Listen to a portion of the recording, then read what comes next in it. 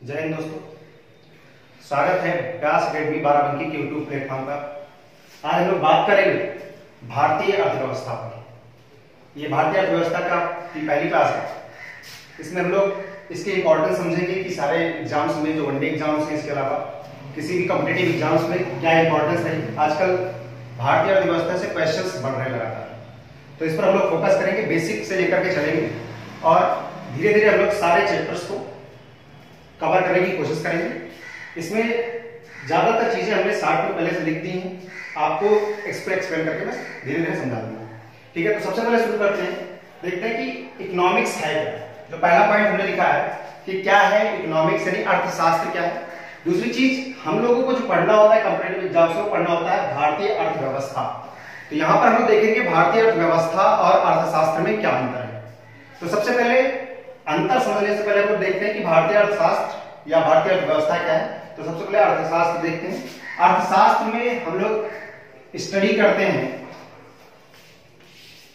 दो चीजों की। इकोनॉमिक्स जो है ग्रीक वर्ड है, दो शब्दों से मिलकर बना है, ओइकोस एंड नॉमोस, जिसका ओइकोस का मतलब होता है हाउस और नॉमोस का मतलब होता है स्टडी, यानी कि rule of house is called economics.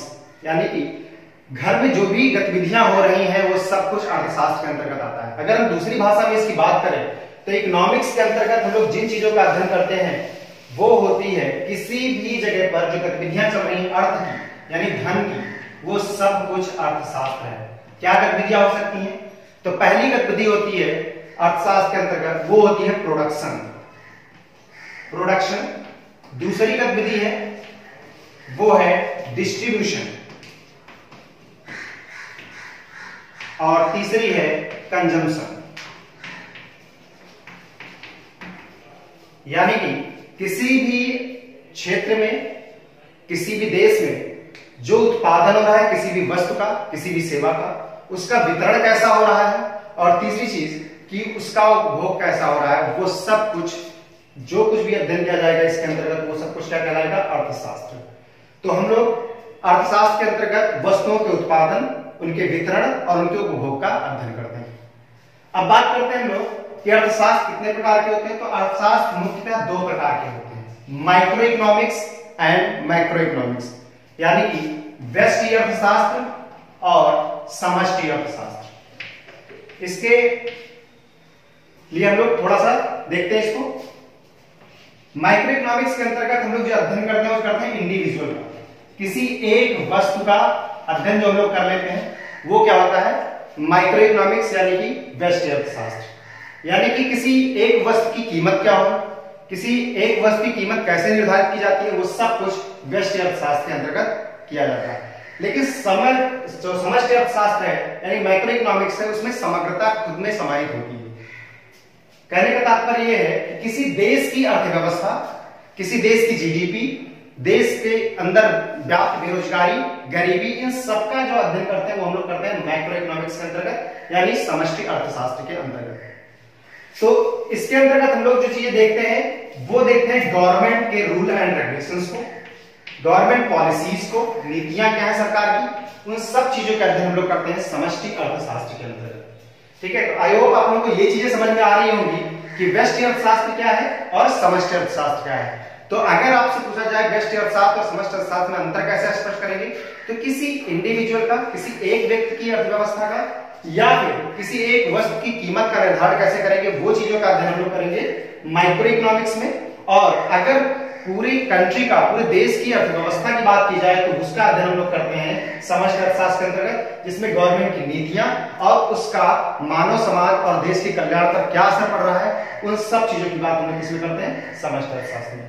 अब तीसरी जो बात आती है वो आती है difference between economics and economy. अब क्योंकि मैंने शुरू में ही बताया था कि हम लोगों को पढ़ना क्या है, वो पढ़ना है इंडियन इकोनॉमी, भारतीय अर्थव्यवस्था। कंपटीशन पर्पज से हम लोगों को सिर्फ भारतीय अर्थव्यवस्था पढ़नी, अर्थशास्त्र नहीं पढ़ना है। तो हम लोगों को ये जानना जरूरी है कि अर्थशास्त्र और अर्थव्यवस्था में अंतर क्या है। तो मैंने जैसा शुरू में कहा कि अर्थशास्त्र के अंतर्गत हम तीन चीजों का अध्ययन करते हैं, वस्तुओं के उत्पादन का, उसके वितरण का और उनके उपभोग का। अब अध्ययन तो हम इकोनॉमी में भी उन्हीं चीजों का करते हैं, लेकिन इकोनॉमी शब्द जो है वो अपने आप में एक अपूर्ण शब्द है। पूर्ण नहीं, जबकि इकोनॉमिक्स जो है वो अपने आप में एक पूर्ण शब्द है। इकोनॉमिक्स वैश्विक स्तर पर समान होती है। किसी भी देश में अगर किसी भी थिंकर की कोई भी नीति, कोई भी जो सोच है वो पूरी दुनिया में एक ही तरह से लागू होगी, लेकिन अर्थव्यवस्था जो है वो अलग अलग देशों में, अलग अलग क्षेत्र में अलग अलग हो जाती है। जैसे एग्जाम्पल के रूप में हम लोग जब बात करते हैं तो इकोनॉमी की बात अकेले हम इकोनॉमी शब्द कहीं नहीं लिखते हैं, उसके साथ किसी क्षेत्र विशेष को जोड़कर देखते हैं। तो जैसे हम बात करते हैं भारत की अर्थव्यवस्था, अमेरिका की अर्थव्यवस्था, हमारी अर्थव्यवस्था, आपकी अर्थव्यवस्था, तो इस तरह से जो बातें होती हैं वो अर्थव्यवस्था के अंतर्गत आती हैं।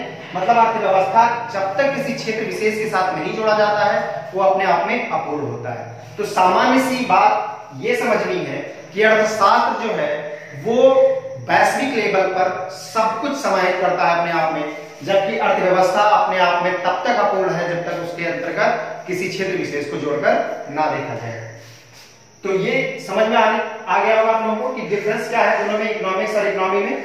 इकोनॉमिक्स अपने आप में पूर्ण शब्द है, जबकि इकोनॉमी जो है वो किसी भी क्षेत्र से जोड़कर ही हम लोग पढ़ेंगे तभी ये अपने आप में पूर्ण होगा। थर्ड टॉपिक जो आती है वो आता है इंडियन इकोनॉमी। अब भारतीय अर्थव्यवस्था क्या है और कैसी अर्थव्यवस्था है इसको समझना है, क्योंकि क्षेत्र के साथ जोड़कर देखना है हमें। तो भारत के साथ अगर हम जोड़ के देखते हैं तो कहते हैं कि भारतीय अर्थव्यवस्था एक मिक्स्ड इकोनॉमी है, यानी कि मिश्रित अर्थव्यवस्था है। तो इसको समझना जरूरी है कि मिश्रित अर्थव्यवस्था इसे क्यों कहा जाता है। तो अर्थव्यवस्था में मुख्यतः दो विचारधाराएं काम करती हैं। एक विचारधारा है कैपिटलिस्ट और दूसरी विचारधारा है सोशलिस्ट, यानी कि पूंजीवादी और समाजवादी। पूंजीवादी विचारधारा और समाजवादी विचारधारा, ये क्या है विचारधारा, पहले इनको समझ लें। पूंजीवादी विचारधारा जहां पर काम करती है वहां पर मुख्यतः जो आर्थिक गतिविधियां हैं वो प्राइवेट सेक्टर के कंट्रोल में होता है, निजी क्षेत्र के हाथों में सारी चीजें होती हैं। जबकि समाजवादी अर्थव्यवस्था में क्या होता है कि सरकार के कंट्रोल में सब कुछ होता है। कहने का तात्पर्य यह है कि जहां पर, जैसे एग्जांपल के रूप में हम अमेरिका को ले लें तो अमेरिका में ज्यादातर गतिविधियां प्राइवेट सेक्टर के हाथ में है। वहां पर सरकार अपने नियंत्रण में बहुत ही लिमिटेड रिसोर्सेस को रखती है।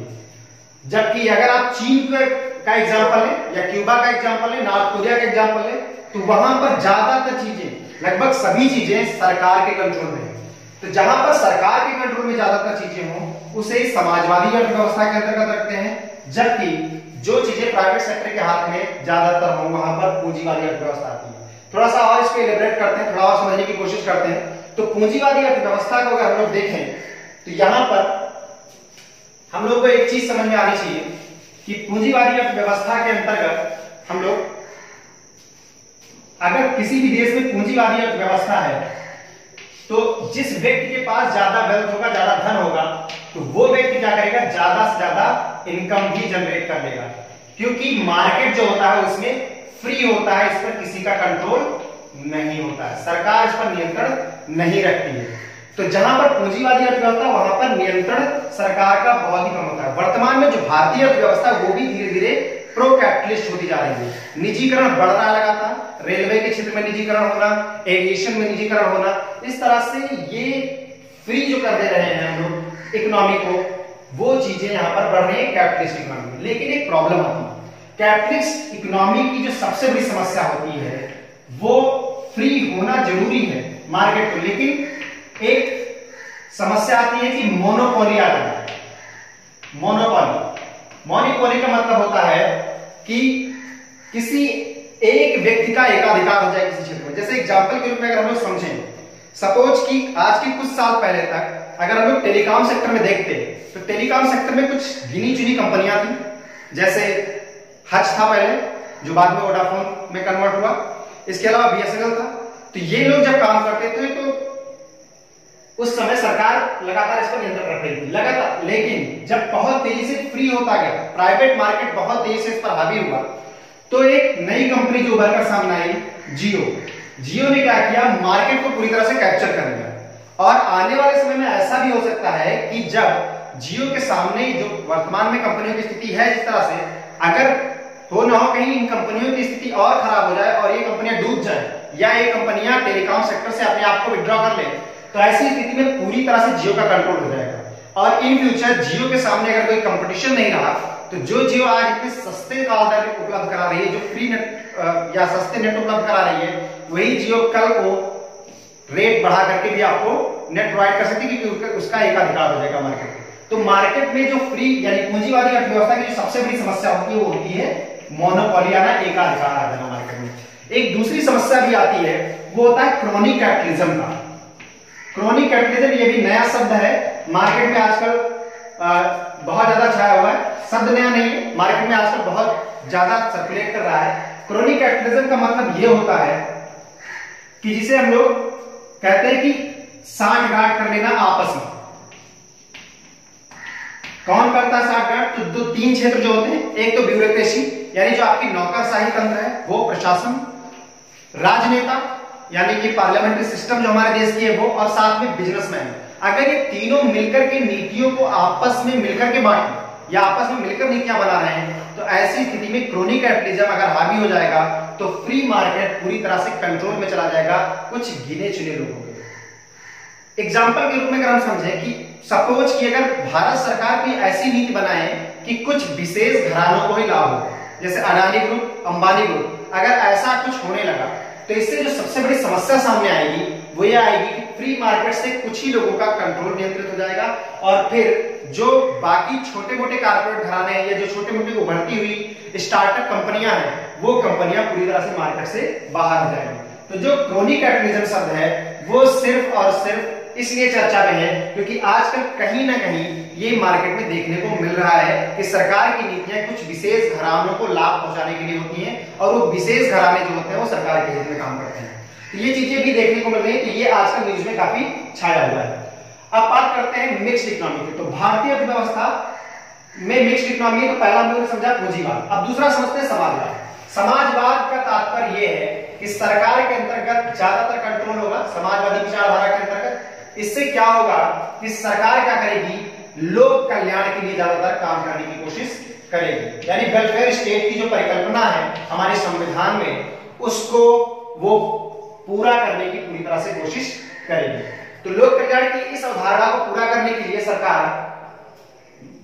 अलग अलग प्रकार की नीतियां लाएगी, जैसे कि कभी आवास योजना, कभी स्वच्छता के लिए काम करना, कभी पीडीएस सिस्टम के तहत अनाज भी वितरित करवाना, कभी टॉयलेट बनवाना। तो इस तरह से जो काम होते हैं वो समाजवादी अर्थव्यवस्था की नीति के अंतर्गत होते हैं। एक और छोटा सा एग्जांपल अगर हम लोग समझें तो एक ये हो सकता है समाजवाद और पूंजीवाद में। पूंजीवाद को सिंपल सा इस तरह समझिए कि जो ज्यादा पैसा लगाएगा वो ज्यादा पैसा कमाएगा, ये पूंजीवाद है, क्योंकि मार्केट फ्री है, किसी के कंट्रोल में नहीं है। तो जो जितना मेहनत करेगा, जो जितना पैसा लगाएगा वो उतना पैसा कमाएगा। समाजवाद में क्या होता है, समाजवाद में ऐसा नहीं होता है। समाजवाद में आप ज्यादा कमाने के बाद भी आपको पैसा कम मिलेगा, ज्यादा मेहनत करने के बाद भी। रीजन क्या है कि समाजवाद में सरकार ये देखती है कि आवश्यकता किसकी ज्यादा है, मेहनत किसने ज्यादा की ये मतलब नहीं है, लेकिन आवश्यकता किसकी ज्यादा है। कोई गरीब है तो उसे हम लोग पैसा देंगे, लेकिन हम लोग अमीरों से टैक्स लेंगे। तो ये एक समाजवादी विचारधारा की सोच है।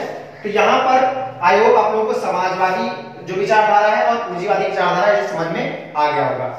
अब इसको हम लोग दोनों को मिला दें तो भारत में जो दोनों का मिला हुआ रूप है यानी मिक्स्ड इकोनॉमी, मिश्रित अर्थव्यवस्था, ये भारतीय अर्थव्यवस्था को दर्शाती है। अब हम लोग समझते हैं कैसे भारतीय अर्थव्यवस्था में दोनों अर्थव्यवस्थाएं देखने को मिल रही है।